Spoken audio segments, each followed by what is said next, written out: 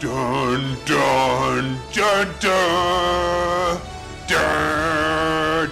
Welcome back everyone to Film Gob. It's me, Shaker, and I've heard about this video. It's called Why the Marvel Cinematic Universe Feels Empty. Yeah, it just came out the other day. It's trending now on YouTube, and it's got a lot of people talking, got a lot of people upset. I wonder why. And a lot of you are asking me, how do you feel about this? Film Gob, how do you feel about this? Well, I'll go through the video and I'll pick out some of the points made in it, link it in the description below so you can go and watch it in full. But yeah, let's check it out. The Marvel Cinematic Universe is overrated. Thank you! Well, that's pretty much what I've been saying for the past few years. But I get a lot of death threats, abuse online.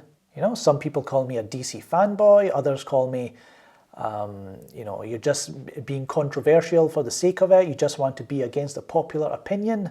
So far, there have been 20 of these movies, and Uber producer Kevin Feige says there will be at least 20 more in the MCU, Marvel Cinematic Universe, within the next 10 years. No, God! No, God, please, no! No! No! No!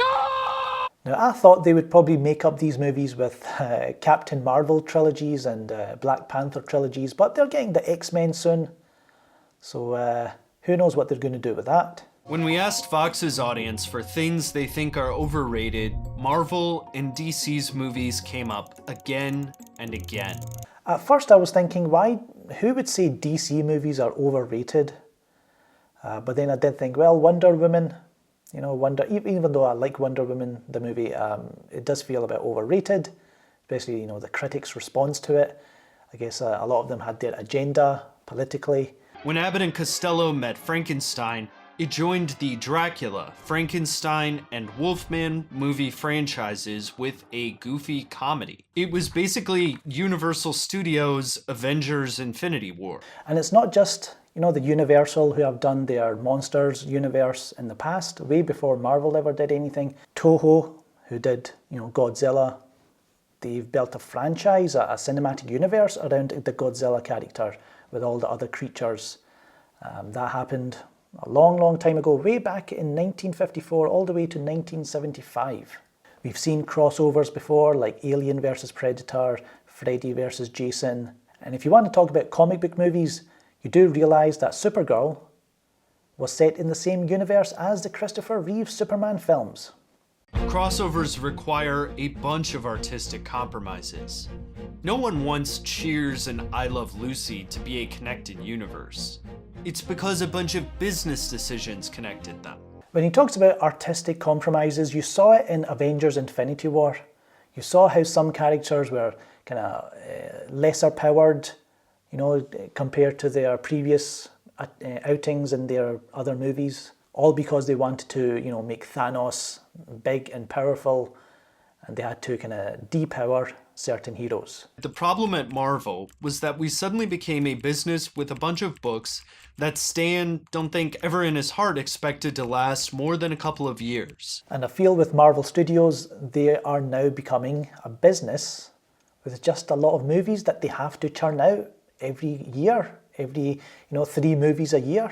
At least when Phase 1 started, you kind of got excited that, they're building towards an Avengers film. But from the Avengers onwards, it just feels lazy, predictable, safe.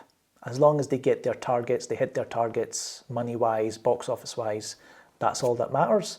Surprisingly, ever since Disney took over, that's been their model pretty much. This continuity clutter happened in the movies too. Iron Man kicked off the MCU in 2008. The universe exposition dump didn't happen until after the credits. The rest of this scene is a standard movie fight. Their universe is only as deep as some merchandise and a few Easter eggs. It's like Quentin Tarantino including the imaginary brand of Red Apple cigarettes in multiple movies. It's cool. It's not a coherent, intertwined world. So there you go, Easter eggs do not make a film. Understand CGI doesn't also make a film, but when you're looking at a movie, You're going to the cinema, you want to be amazed, and you're looking at the special effects, they look unfinished or they look a bit cheap. But never mind everyone, it's got Easter eggs in it. And you get these YouTube channels making Easter egg lists and, you know, what's your favourite Easter egg? Like, who cares? The MCU has no rules. Beyond corporate ownership, it's a superhero hodgepodge. Exactly. Marvel's own property, X-Men, with a movie universe owned by Fox and likely going to Disney, shows a better way. That leads to creative possibilities, like decade jumping and even tonal experimentation. Tonal experimentation, like you saw in Logan, right? Now, you all know that in Avengers 4, there's going to be time travel, right? I guess they're going to go back to the New York attack from the first Avengers film. You've seen the set photos. Do you think the Russo brothers or Kevin Feige have the balls to experiment with tone, you know, like Logan did?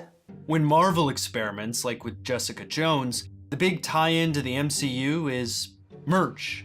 Do you have any cool toys in your room you want to show me? Do you know Captain America? Little old you, we're in a movie.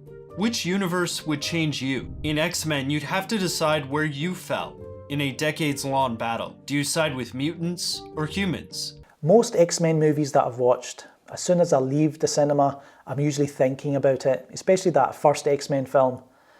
You know, the clashes between the humans and the mutants, and the Magneto and, you know, his past, and the way it was kind of portrayed on screen.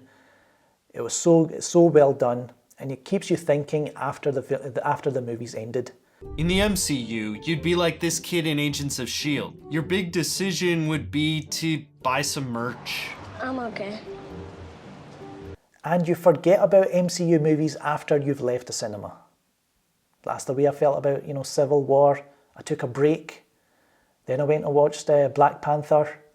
Still the same. Pretty much forgettable after you've left. And same as Infinity War. Yes, even Infinity War, you kind of haven't even rewatched it, don't want to rewatch it. Probably not even going to watch Avengers 4. The MCU is just a business strategy. The universe is still in development. So there you go everyone, some good points made in that video. Why the Marvel Cinematic Universe feels empty. I want to comment on probably the dumbest thing I've seen in a long time in regards to movies, because people don't understand what they're talking about, but they want to do it anyway. No! So this video has peed off quite a lot of people. Let's go over to the Vox channel and see what the likes and dislikes are on this video.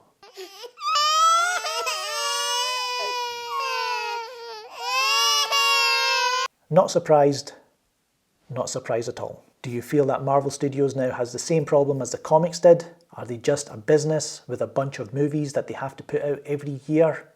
Is there any love put into these movies? Or is it just business and money?